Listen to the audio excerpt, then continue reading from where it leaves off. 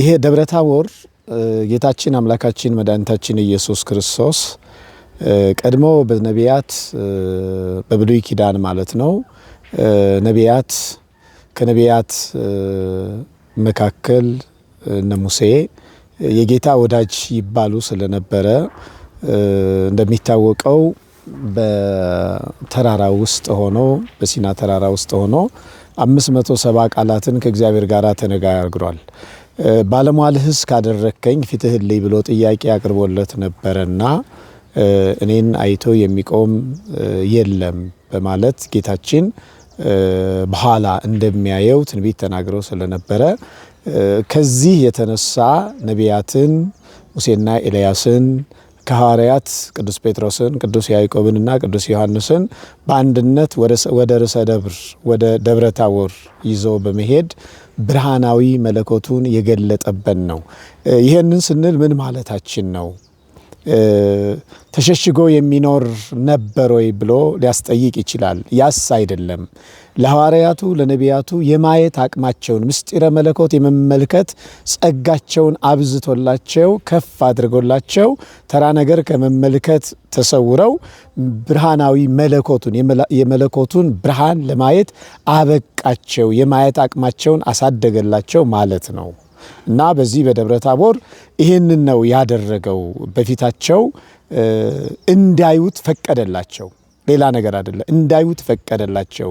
በጌትነቱ እንዲመለከቱት ያውም በትንሿ ለነሱ አቅም በሚመጥን መልኩ ተገለጠላቸው። አዩት፣ ተመለከቱት ማለት ነው። በዚህ በደብረ ታቦር አንዱ ያደረገው ነገር ይሄ ነው። እውነት ነው። ቅድም አንስቻለሁኝ። አንደኛ ለአይሁዳውያን መልስ ሆኗል ደብረ ታቦር። ይሄ እንዴት ነው የሆነው የተባለ እንደሆነ ጌታችን አምላካችን መድኃኒታችን ኢየሱስ ክርስቶስ አምላክ ሳይሆን ከነቢያት አንዱ ነው።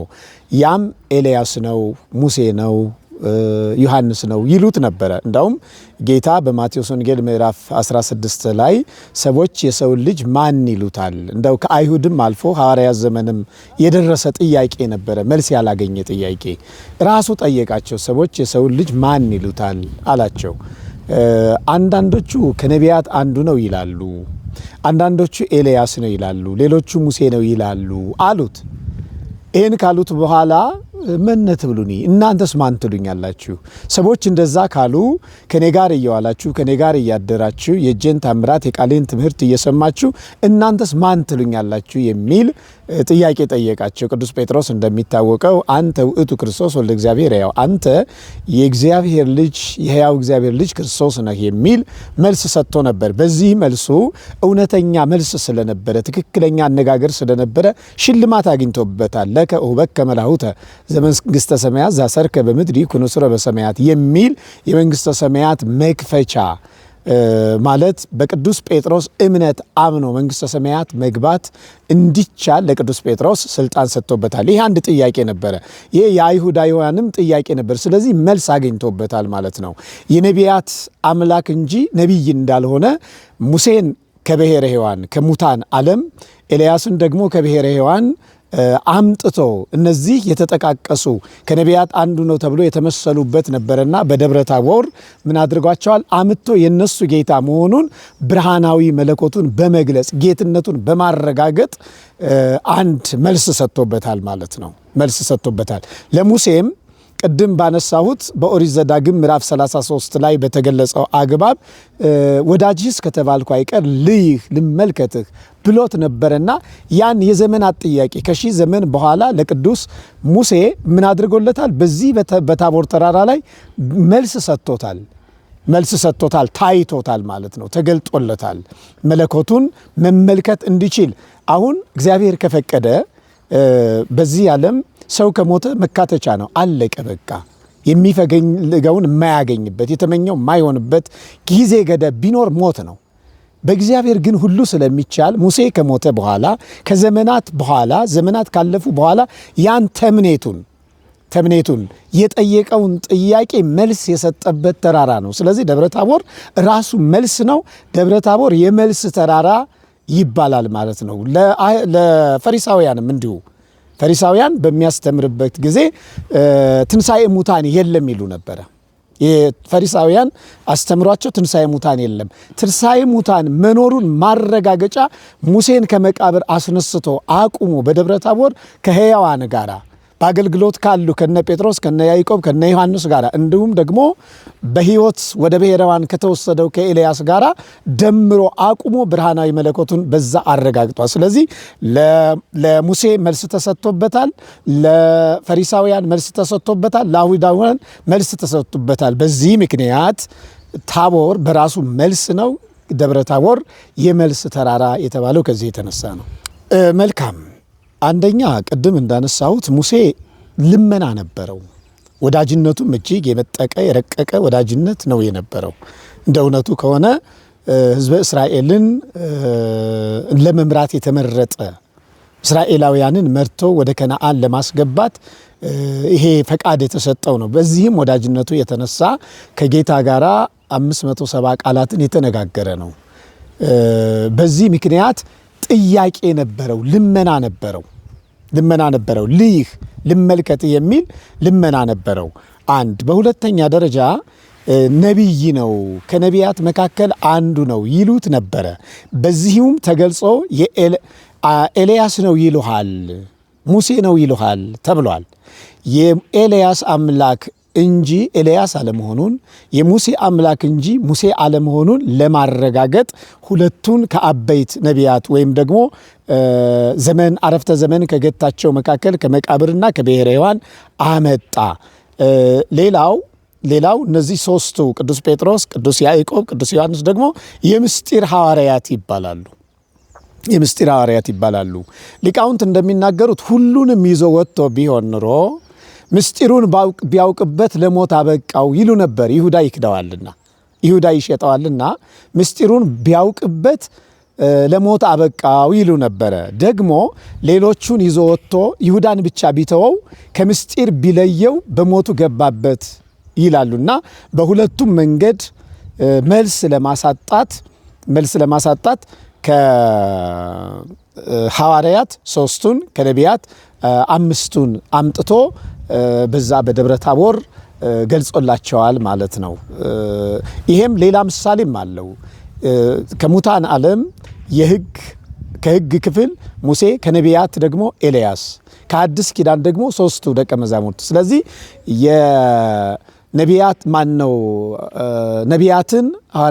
ነቢያትን ያልሻረ ሐዋርያትን ደግሞ ያጸና አምላክ ስለመሆኑ የቀደሙትን ሕጎች ይሄ አትግደል፣ አትስረቅ የሚለውን የሙሴን ሕግ ያጸና ስለመሆኑ ሙሴን የነቢያት ትንቢት ፍጻሜ መሆኑ ደብረ ታቦር በነገራችን ላይ በመዝሙር 89 ላይ ታቦር ወአርሞንዔም በስመ ዚአከ ይትፌስሑ፣ ታቦርና አርሞንዔም በስምህ ይደሰታሉ ተብሎ ትንቢት ተነግሮ ስለነበረ የነቢያት ትንቢት ፍጻሜ ስለሆነ ከነቢያት ሙሴን አምጥቷል ማለት ነው። ከሐዋርያትም ደግሞ የሐዲስ ኪዳን መሰረት የሰው ልጅ ሁሉ ነፃነት መሰረት ስለሆነ ከአዲስ ኪዳን ያሉትን ሶስቱን አርዕስተ አበው አምጥቷል። አንደኛ ጴጥሮስ ቀድሞ የሚያምን ነው። ቅድም ተናግሬያለሁ። በማቴዎስ ወንጌል ምዕራፍ 16 ላይ አንተ የእግዚአብሔር ልጅ ነው ብሎ ያመነ የመሰከረ ስለሆነ በእምነት አማኞችን የሚወክል ቅዱስ ጴጥሮስ፣ ቀድሞ በሰማዕትነት ከሐዋርያት መካከል የሞተው ቅዱስ ያዕቆብ ነው። ስለዚህ የሰማዕታት ሁሉ ውክልና ወስዶ ቅዱስ ያዕቆብ በደብረ ታቦር ተገኝቷል ማለት ነው። ቅዱስ ዮሐንስ ደግሞ እንደሚታወቀው ድንግል ነው። ቅዱስ ዮሐንስ በነገራችን ላይ አሁንም ቢሆን ያረገ ነው። ስለዚህ ለደናግላን ሁሉ መመኪያ የሆነው ወይም ለደናግላን ውክልና ያለው ቅዱስ ዮሐንስ በደብረ ታቦር ተገኝቷል ማለት ነው። ተራ ሰዎች አይደሉም የተሰባሰቡት፣ በብዙ መንገድ ምስጢር ያላቸው አካላት ናቸው የተገናኙት ማለት ነው። ምስጢር ቀን ነው ይሄ እንግዲህ የተሰወረው የተገለጠበት ማለት ነው። ምስጢረ ሥላሴ በምልአት የተገለጸበት በበዓለ ጥምቀቱ እንደምንናገረው በበዓለ ደብረ ታቦርም ጌታችን አምላካችን መድኃኒታችን ኢየሱስ ክርስቶስ ቅድም ተናግሬያለሁኝ። ዋና ጉዳዩ ምንድነው? የሐዋርያትን የማየት አቅም ከፍ አደረገላቸው፣ ቅድስናቸውን ጨመረላቸው፣ እግዚአብሔርን ማየት እንዲችሉ አደረገላቸው፣ ባለሟሎቹ አደረጋቸው። ስለዚህ የምስጢር ቀን ማለት የተሰወረው የተገለጠበት ለነሱ ማየት ያልቻሉትን ያዩበት ማለት ነው። ማየት ያልቻሉትን ያዩበትና አብ በደመና ሆኖ የምወልደው ልጄ እሱ ነው እሱን ስሙት ብሎ የተናገረበት፣ ወልድ በክበበ ትስብእት በጻዕዳው አልባስ በነጭ ልብስ በሚያስደምም ሁኔታ በግርማ መለኮት ያውም ለሐዋርያት በሚመጥናቸው መጠን በእግዚአብሔርነቱ ልክ ሳይሆን በእነሱ የማየት ልክ የተገለጠበት ምስጢር፣ መንፈስ ቅዱስ ደግሞ እንዲሁ በደመና አምሳል የተገለጠበት ስለሆነ የምስጢር ቀን ይባላል። ተራራው የምስጢር ተራራ ይባላል። ዕለቱም ደግሞ የምስጢር ቀን ይባላል። አሁን ያልኩት ነው። በአጠቃላዩ በአንድነቱ እግዚአብሔር፣ በሶስትነቱ አብ፣ ወልድ፣ መንፈስ ቅዱስ በደብረ ታቦር ተገልጠዋል ማለት ነው። ተገልጠዋል። ይሄ እግዚአብሔር ወልድ ባለበት ሁሉ እግዚአብሔር መንፈስ ቅዱስ፣ እግዚአብሔር አብ አለ።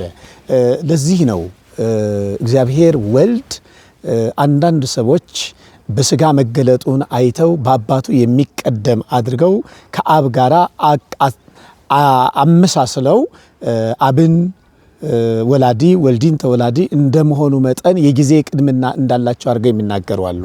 ነገር ግን አብ ባለበት ዘመን፣ አብ ባለበት ቦታ፣ አብ ባለበት ሁኔታ ሁሉ ወልድ አለ።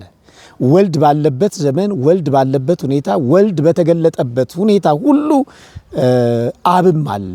የግብር ልዩነት ቢኖርም አብ በመውለድ ወልድ በመወለድ መንፈስ ቅዱስ በመስረጽ ይህንን ቢመስልም በደብረ ታቦር ግን ሶስቱ ነገሮች በምልአት ሶስትነት ተገልጧል። አንድነት፣ ሶስትነት የተገለጠበት ስለሆነ ደብረ ታቦር ምስጢረ ሥላሴ የተከናወነበት የምስጢር ተራራ ይሄ ነሐሴ 27 በእኛ በኢትዮጵያውያን በሌሎች የአርመን፣ የግሪክ፣ የሶሪያ የመሳሰሉ አብያተ ክርስቲያናት ከአምስቱ አሃት አብያተ ክርስቲያናት ውጭ ነሐሴ ኦገስት 6 ማለት ነው የሚከናወን ወይም ደግሞ የሚፈጸመው በዓል የሥላሴ አንድነታቸው ሶስትነታቸው በምልአት በስፋት የተገለጠበት በዓል ስለሆነ ምስጢረ ሥላሴ ተከናውነዋል ማለት ይቻላል። የኢትዮጵያ ኦርቶዶክስ ተዋሕዶ ቤተክርስቲያን እንግዲህ በዓለም ላይ ካሉት የእምነት አካላት የሚለያት ይሄ ነው። አንዱ ኢትዮጵያ ኦርቶዶክስ ተዋሕዶ ቤተክርስቲያን ፕራክቲካል ቴዎሎጂም ጭምር ያላት ናት። ፕራክቲካል ቴዎሎጂ የተግባር ሃይማኖት የምታራምድ ቤተክርስቲያን ናት። በዚህ በደብረ ታቦር ቅድም እንደተነጋገርነው አሁን በምእመናኑ ዘንድ የሚስተዋሉት ሁነቶች በዛ የተከናወኑ ናቸው። አንደኛ በደብረ ታቦር ምሽት መብራት ችቦ በየቦታው ይለኮሳል። ይሄ ለተገለጸው ጨለማ ለተወገደበት ልዩ ብርሃን፣ የሚደነቅ ብርሃን። የሚገርምህ ያ ብርሃን አንክሬዲት ላይ ነው ማለት የተፈጠረ ብርሃን አይደለም። ወዳው የተከሰተ ብርሃን አይደለም። ይሄ ከእርሱ ጋር የነበረ ሕያው የሆነ ብርሃን ነው። ልዩ ብርሃን ነው። ያን ብርሃን ስለነበረ ተራራው ሁሉ ጨለማ አላሸነፈውም። ደብረ ታቦር በአጠቃላይ አላሸነፈውም። ብቸኛ ተራራ ነው። በነገራችን ላይ በገሊላ ዝቅተኛ ቦታ ላይ የሚገኝ 575 ሜትር አካባቢ ወይም 1886 ጫማ ከፍታ ያለው ብቸኛ ተራራ፣ ውብ ተራራ ነው። ከደብረ ዘይት ወደ 17 ኪሎ ሜትር አካባቢ የሚርቅ ቦታ ነው። ስለዚህ ሙሉውን ተራራው በሚያዩት ሰዎች በሚያዩት ልክ ለሰዎች በሚመጥን መልክ ግን ሙሉውን ብርሃን ነበረ። ስለዚህ ያንን ለማስታወስ የኢትዮጵያ ኦርቶዶክስ ተዋሕዶ ቤተክርስቲያን አማኞች በሙሉ በየደጃቸው በአንድ ቦታም ሰብሰብ እያሉ ችቦ እየለኮሱ ያንን ብርሃን ያስታውሱታል። ሌላው ወጣቱ ደግሞ ገና ክረምቱ መግባት ሲጀምር ለዚህ በዓል የሚሆነውን ዝግጅት ያደርጋል። ለጅራፍ የሚሆነውን ነገር ያዘጋጃል። ያንን ካደረገ በኋላ ተመልከተው እዚህ ውስጥ ያለውን ነገር ምን ያህል ሃይማኖታዊ የክርስትናው ጉዞ ምን ያህል በሃይማኖት መንገድ እንደሆነ ማየት ትችላለህ። ገና ከክረምቱ ጤፍ ለመዝራት፣ ስንዴ ለመዝራት፣ ሌላውንም ለማድረግ ገበሬው እየተሰናዳ ባለበት ጊዜ ለደብረ ታቦር ደግሞ የጅራፍ ልጥ ያዘጋጃል። ደጋ ቢሆንና ቢጠፋ ከቆላ ወርዶ ካለ ዘመዱ ይጠይቃል። ወይም ደግሞ ባህር ዛፉን ልጦ አንግሎ ይሄ እንግዲህ ለገጠር አካባቢ ላሉ ሰዎች ይሄ ቋንቋ ይገባቸዋል። ሲደበት ጥሩ ጅራፍ ይወጣዋል፣ እንዲጮህ ይሆናል ማለት ነው። ይህንን አድርገው ሲያስቡበት ነው የሚቆዩት። ደብረ ታቦርን እያሰቡበት በዛ ዕለት በተራራው ላይ የተሰማውን መለኮታዊ ድምፅ ለመግለጥ ነው። ቀላል አይደለም። ይሄ በእውነቱ ለመናገር አምልኮት ነው፣ ምስክርነት ነው። ያንን ጊዜ እግዚአብሔር ቅድም በጠቀስናቸው አካላት መካከል በተገለ ጊዜ ድምፅ ነበረው። ለምን? መለኮት ስለሆነ ማለት ነው፣ የሚሰራ ስለሆነ ያንን መለኮታዊ ኃይል ለመግለጽ ምሳሌ በነገራችን ላይ ተመሳዩን አይወክልም። በትክክሉ የጅራፍ ጩኸት ቀርቶ የመድፍ የቢኤም ጩኸት ያን የመለኮታዊ ድምፅ መወከል አይችልም። ነገር ግን ማስታወስ ይችላል ማለት ነው። ሌላኛው እረኞች ነበሩ፣ እዛ ጋር እረኞች ነበሩና እነዛ እረኞች ብርሃን ነው እንግዲህ እንደምታውቀው እረኛ ወደ ቤቱ የሚመለሰው ጀንበር ሲዘቀዝቅ ነው አይደለ? መሼ ብሎ ወደ ቤቱ ይመለሳል። ታሪክ ተቀይሯል። የታቦር ተራራ ታሪክ ተቀይሯል። ምሽት የለም። ልጆች ወደ ቤታቸው ለመመለስ ፀሐይን ቢመለከቱ አትጠልቅም። ለምን? የፀሐይ ፈጣሪ በተራራው ላይ ቆሟል። ክብሩን እየገለጠ ነው ያለው። አገልጋዮች ሐዋርያት አሉ፣ ነቢያት ትንቢት የተናገሩለት አሉ። ፈኑ ብርሃነከ ወጽርቀከ። አየው ያኮ ነው በነቢያት የተነገረው እኮ ነው። ፈኑ ብርሃነከ ወጽርቀከ እማንቱ ይምርሃኒ። እነዛን እረኞች ያ ነቢያት የለመኑት ላክልን የተባለው ብርሃን እየመራቸው ስለነበረ እንስሳቶቹ እየበሉ እየጠጡ ነው፣ እየጋጡ ነው ሳሩን። እረኞቹ ደግሞ ከብቶቻቸውን ከብርሃናዊ መለኮት ክብር የተነሳ አልተራቡም። ደግሞ ወደ ቤታቸው ለመመለስ ጨለማ የለም፣ ብርሃን ነው። ወላጅ ግን ሰዓቱን ስለሚቆጥር ይሄ ክብር በልዩነት ታቦር ላይ ብቻ ስለሆነ እየተከናወነ ያለው ወላጆች ምን አደረጉ? ልጆቻቸው በመቅረታቸው ምክንያት እርቧቸው ይሆናል፣ ስልጥሏቸው ይሆናል አሉና ሙልሙል ዳቦ እያዘጋጁ ብርሃኑ ወዳለበት ወደ ተራራው ጉዞ አደረጉ። የኢትዮጵያ ኦርቶዶክስ ተዋሕዶ ቤተክርስቲያን አማኝ ያም ሳይቀር ከሰፈር ወደ ታቦር ተራራ ለእረኞቹ የሄደው ሙልሙል ዳቦ ሳይቀር ታስታውሳለች። ለዚህ ነው መግቢያ ላይ ፕራክቲካል ቴዎሎጂ አላት የምንለው ማለት ነው። ይሄ ንድፈ ሐሳብ ብቻ አይደለም። ሌላው ዓለማት በንድፈ ሐሳብ ደረጃ ነው። እንዲህ ሆነ ብርሃኑን ገለጠ። አሁን ይሄ ንድፈ ሐሳብ ነው። ግን እሱን ያን ሁነት አምጥተህ ቪዥዋላይዝ አድርገህ በማየት በሚገለጥ በሚሰማ ጅራፉን ትሰማዋለህ፣ ዳቦውን ትመለከተዋለህ፣ ብርሃኑን ታየዋለህ፣ ሴንስ ታደርገዋለህ። በአምስቱ ኦርጋኖች የሰው ልጅ ሊያስታውስ በሚችልባቸው ኦርጋኖች ሁሉ የሚያስታውስበት ፕራክቲካል ቴዎሎጂ ያላት ቤተክርስቲያን እኔ ከሁሉ በላይ በኢትዮጵያ ኦርቶዶክስ ተዋሕዶ ቤተክርስቲያን ትልቅ ኩራት የሚሰማኝ ይህንን ነገረ ክርስቶስን በመግለጥ ነው። ጥምቀቱን፣ ልደቱን፣ ትንሣኤውን፣ ስቅለቱን፣ ደብረ ታቦርን፣ ደብረ ዘይትን፣ ሆሳይናን የመሳሰለውን ነገር እንዴት አርጋ እንደምትገልጠው እንግዲህ ሁሉም በዓለም ላይ ይህንን ድምፅ የሚሰማ ሁሉ በማስተዋል ሆኖ ቢመለከታት ልዩ ናት የኢትዮጵያ ኦርቶዶክስ ተዋሕዶ ቤተክርስቲያንና ለዛ ነው። መልካም ቅድም ሰፋ አድርጌ ያየሁት ይመስለኛል። አንደኛ የሕያዋንና የሙታን አምላክ ነኝ የሚለውን ያረጋግጣል። ምድራውያን ከሰማያውያን ጋር የተገናኙበት ነው። ሁለተኛው ነፍስ መዋቲ እንዳልሆነች ማረጋገጫ ነው። ሙሴ ከስጋው ጋር ተዋህዶ ነው አደለ የቆመው። ስጋ ብቻውን ሊቆም አይችልም አደለ። ነፍስ ዘላለማዊት እንደሆነች ማረጋገጫ ነው። አየው ትንሣኤም ጭምር እኮ የተሰበከበት ነው ደብረ ታቦር። ምስጢረ ሥላሴ ብቻ አይደለም የተሰበከው፣ ምስጢረ ትንሣኤም ጭምር ነው የተሰበከው። ስለዚህ ለኛ አሁን አንድ ማረጋገጫ አለን፣ ኤቪደንስ። መዋተያን አይደለንም፣ ዘላለማዊያን ነን። ስጋ በጊዜ የሚያርፍ ቢሆንም ነፍስ ግን ዘላለማዊት ስለሆነች ሕያዊት ስለሆነች መቆም ያስቻለ ነው። ስለዚህ ከሙታን ያመጣበት የሙታን አምላክ የሕያዋን አምላክ ነው። ደግሞ በነፍስ ምድራውያን አይደለንም አይደለ? ሰማያውያን ከምድራውያን ጋር በአንድነት ያስተሳሰረበት ነው፣ በአንድነት ያገናኘበት ነው። በአዲስ ኪዳን ያሉትም እድል ፈንታቸው ጽዋ ተርታቸው ደግሞ ዘላለማዊ እንደሆነ ያንን ለመግለጥ በአንድነት በክርስቶስ ኢየሱስ ሁላችን አንድ ስለመሆናችን ነቢያትም ሐዋርያትም አሁን ብሉይ ኪዳን በአዲስ ኪዳን ተሽሯል ይላል አይደለ? ነገር ግን ጌታ በዚህ ያረጋገጠው ምንድነው? የነቢያት ትንቢት ሐዲስ ኪዳን ፍጻሜው እንደሆነ ማረጋገጫ የተሰጠበት ነው። ለዛ ሁለቱንም በአንድነት አምጥቻለሁ። አመሰግናለሁ። እንግዲህ እሱ ነው ዋናው ቁም ነገር፣ ታሪኩ አይደለም። እኛ አሁን ምን ሆነው ነገር ነው። ሁሉ ነገሩ የጌታ አስተምሮ ከመዝግበሩን እንዲህ አድርጉ ነው። ስለዚህ ለምንድን ነው ወደ ተራራ የወጡት? ለምን ሜዳ ለምን ጠፋ? ሸለቆስ አይመችም? ለምንድን ነው ተራራን የመረጠው? ተራራ ከፍታ ነው። ተራራ ትንሣኤ ነው። ተራራ ማስተዋል ነው። ተራራ ከተራ ሐሳብ መውጣት ነው። ተራራ በተራራ ላይ ያለች መብራት አትሰወርም ተብሏል። ስለዚህ ተራራ የከፍታ ቦታ ነው። ከኢትዮጵያ ኦርቶዶክስ ተዋሕዶ ቤተክርስቲያን አማኞች የሚጠበቀው ነገር ይሄ ነው። ወደ ተራራ መውጣት ያስፈልጋል። ተራራው እውነት ነው፣ ለእውነት መኖር። ተራራው የህሊና ትንሣኤ ነው። ብዙዎቻችን ህሊናችን ሞቷል። ስለዚህ የህሊና ትንሣኤ ማድረግ ይጠበቅብናል። ለዛ ነው ወደ ተራራ ያወጣቸው፣ ወደ ከፍታ። አሁን በኢየሱስ ክርስቶስ ክብር ያለንን ብንሞት እንኳን የምንነሳ ሙሴ እሱን ያረጋገጠልን። ዘላለማዊያን ነን፣ ፈርሰን በስብሰን። እንግዳው እኮ ናባው ተራራ ከተቀበረ ዘመናት የሉትም እኮ። ናባው ተራራ ተቀብሯል። ሙሴ መጻሕፍት እንደሚናገሩት ግን የሙሴ አካል ትቢያ ሆኖ አይደለም የቀረው። ነፍሱ ከስጋው ጋር ተዋህዶ መለኮታዊ ክብሩን መመልከት ችሏል።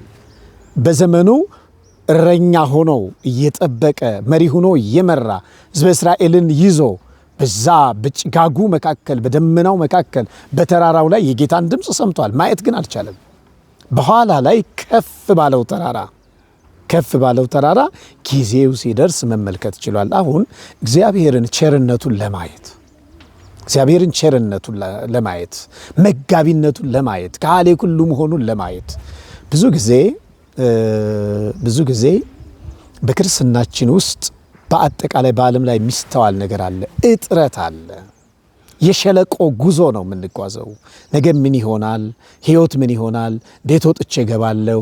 እንዴት ተኝቼ እነሳለሁ? ልጆቼን ምን አበላቸዋለሁ? ይሄ እጥረት ነው። አይምሮ ውስጥ የእግዚአብሔር ሙላት ያለው ሰው፣ ከፍታ ላይ ያለ ሰው እኒህ ሁሉ የሚያስጨንቁት አይደለም። ስለዚህ ከዚህ መውጣት አለብን። ወደ ተራራው እነ ቅዱስ ጴጥሮስ ወዳሉበት መውጣት ያስፈልጋል። እንደው አንድ ልጨምርልህ። ቅዱስ ጴጥሮስ ምን ያህል ምቹ እንደሆነ ከፍታ ንግበር ሰለስተ ማኅደረ፣ 3 ቤት 3 ዳስ እዚህ እንስራ አለ። ለምንድን ነው ያስፈለገው? ቅዱስ ጴጥሮስ እዛ ዳስ መስራት ለምን አዘ? ምቹ ነው። ያ ከፍታ ነው። ቅዱስ ጴጥሮስ ከሚያየው ከዛ ከሸለቆ ቦታ ከዛ ወጥቶ ወደ ተራራው የጌታን ህብረ መልክ ወደ ተመለከተበት ሲወጣ ያ ቦታ ምቹ ነው። መውረድ አያስፈልግም። ከዛ አሁን የተቸገርነው ሰገነት ላይ አቁሞናል፣ በክብር ዙፋን ላይ አስቀምጦናል፣ የጌታ ልጆች ተብለናል። ግን ወርደን እንገኛለን ማለት ነው። ለዛ ክብር የማይመጥን ነገር እናደርጋለን። እግዚአብሔር በጸጋ ጎብኝቶ በኃላፊነት ላይ ያስቀመጠን ጉቦ እንቀበላለን፣ ሙስና እንቀበላለን፣ ድሃውን እናስለቅሳለን። ድሃው የሚበላው አቶ ልጆቹን የሚመግበው አቶ እኛ ከኪሱ ነጥቀን ተጨማሪ ገንዘብ እናመጣለን። ይሄ የሸለቆው ነው። ስለዚህ ወደ ተራራ መውጣት ያስፈልጋል። አሁን ፍቅር ጠፍቷል። ደብረ ታቦር ይህንን ነው የሚያሳየን። የፍቅር አገልግሎት ነው ደብረ ታቦር። ወደ ተራራ መውጣት ያስፈልጋል። በብቸኝነት ከማሰብ መውጣት ያስፈልጋል።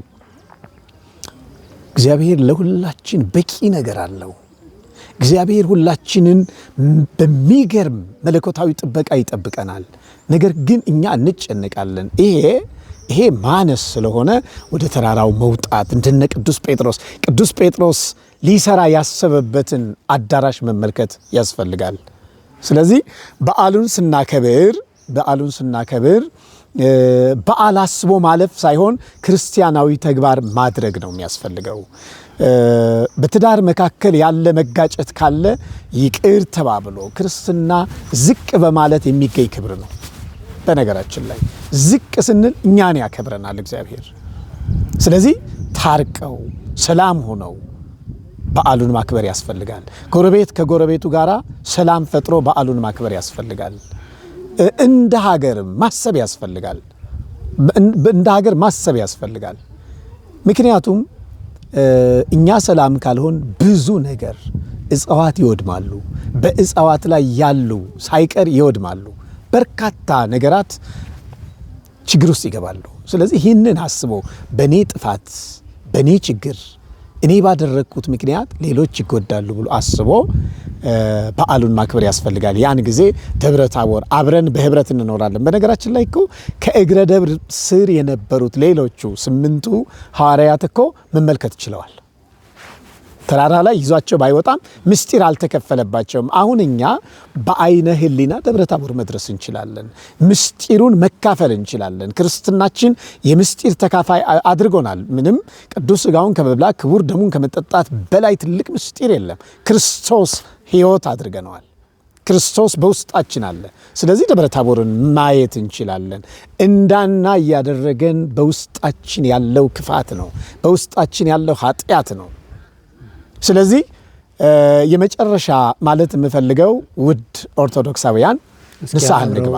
አብረው እንድታጠቃልሉት እርስዎም ስላነሱት ቅዱስ ጴጥሮስ 3 ቤት እንስራ ለኛ ለለም ለሙሴ ለኤልያስና ላንተ አለና መጨረሻ ላይ ግን በዚህ መኖር ለኛ መልካም ነው አለ። ስለዚህ ምእመናን በየት መኖር አለባቸው፣ በምን ሁኔታ መኖር አለባቸው የሚለውን አብረው እንደው መልካም ነው። እንግዲህ እንደ እውነቱ ከሆነ ቅድም አሁን ያለንበት ዘመን ለኔ ብቻ ነው። ለኔ አሁን ይሄ ራስን መውደድ አይደለም፣ ሰልፊሽነት ነው። ሰልፍ ሪስፔክት፣ ራስን ማክበር፣ ራስን መውደድ አይደለም። ቅዱስ ጴጥሮስ በሚገርም ሁኔታ ተራራ ነው፣ ብርድ አለ። ለያዕቆብ ለዮሐንስ ለሱ ቤት እንስራ አላለም። አገልጋይ ነዋ፣ ታዛዥ ነዋ።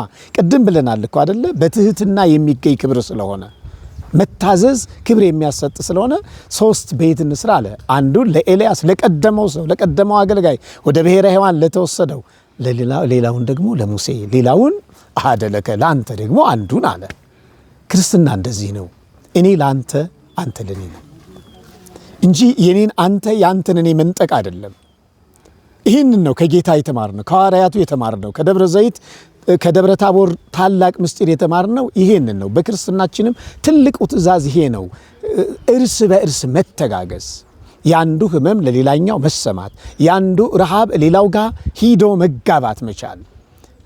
ጎረቤት ያለው ረሃብ የጎረቤት ልጅ ሲጮህ የጎረቤት ልጅ ሲያለቅስ እኔም ቤት ባሉ ልጆች የሚከሰት ነው ብሎ ማሰብ ይፈልጋል። ቅዱስ ጴጥሮስ አንዱ ያስተማረው ይሄንን ነው። በሁለተኛ በዚህ መኖር ለኛ መልካም ነው። እውነት እኮ ነው። አዎ ደብረ ታቦር ቤተ ክርስቲያን እኮ ናት። አሳ ከባህር ከወጣ በኋላ ህይወት አለው ወንድሜ? አዎ ህይወት አይኖረውም። እኛ ከዛ ክርስቶስ ከምታገኝበት፣ ድምፁን ከምትሰማበት፣ ተአምራቱን ከምትመለከትበት ከቤተ መቅደሱ ከቤተ ክርስቲያን እግዚአብሔር ከቀደሰው ቦታ ደሙ ከሚፈስበት፣ ስጋው ከሚቆረስበት፣ ከገዳማቱ ከአድባራቱ ከገጠር አብያተ ክርስቲያናቱ መራቅ ለኛ አይገባም። ክርስቲያን ከዚህ በራቀ ቁጥር ህይወቱ የደረቀ ነው የሚሆነው። ልምላሜ አይታይበትም፣ በጎ ስራ አይታሰብበትም። ስለዚህ በዚህ መኖር ለኛ መልካም ነው። ደብረ ታቦር የቤተ ክርስቲያን ምሳሌ ነው በነገራችን ላይ። ምክንያቱም የቤተ ክርስቲያን ራስ ክርስቶስ ስለሆነ ማለት ነው። የቤተ ክርስቲያን ራስ ክርስቶስ ነው። ቤተ ክርስቲያን የክርስቶስ ሙሽራ ናት፣ እሱ ደግሞ ሙሽራዋ ነው። ስለዚህ ስለ ቤተ ክርስቲያን ራሱን ሰጥቷል። ተገርፎላታል፣ ተገፎላታል፣ ወድቋል፣ ተነስቷል፣ ደሙን ቆርሶላታል፣ ደሙን አፍሶላታል፣ ስጋውን ቆርሶላታል። ቤተ ክርስቲያን የምስጢር ከፍታ ናት። ስለዚህ በቤተ ክርስቲያን ንስሐ እየገባን ስጋውን ደሙን እየተቀበል መኖር ያስፈልጋል። በዚህ ህይወት የኖርን እንደሆነ ተስፋ ይኖረናል፣ አይምሯችን ይታደሳል። ያጣን የሚመስለን ነገር እኛንን እኮ እጥረቱን የምንፈጥረው አይምሯችን ውስጥ ሁሉን ነገር በእጥረት እንሞላዋለን። ግን ሁሉን ቻይ የሆነ ሁሉን ሰጪ የሆነ ከባህሪው ምንም አይነት እጥረት የማይገኝበትን እግዚአብሔርን ይዘን ከእርሱ ጋር ተደግፈን መኖር ሲገባ ሁሉን ነገር በእጥረት እያየን እንጨነቃለን። ስለ ዘይት እናስባለን፣ ስለ ገበያ እናስባለን፣ ስለ ጤፍ እናስባለን። የሁሉ ፈጣሪ ከኛ ጋር ነው ያለውና በዚህ መኖር መልካም ነው። በቤተ ክርስቲያን መኖር መልካም ነው። በንስሐ መኖር መልካም ነው። በፍቅር መኖር መልካም ነው። በመተሳሰብ መኖር መልካም ነው። ተፈቃሩ በበይናቲክሙ እንዳለ ቅዱስ ጳውሎስ እርስ በእርሳችን በመዋደድና አንዱ ለሌላው ማድረግ የሚገባውን ነገር በማድረግ በክርስትና መኖር ለዚህ መልካም ነው። ቅዱስ ጴጥሮስ በዚህ መኖር መልካም ነው። በክርስትና መኖር መልካም ነው። በተዋህዶ መኖር መልካም ነው። ኢየሱስ ክርስቶስን አምላክ ብሎ በማመን መኖር መልካም ነው። ድንግል ማርያምን ወላዲተ አምላክ ብሎ በማመን መኖር በዚህ መልካም ነው። በቤተ ክርስቲያን መኖር መልካም ነው።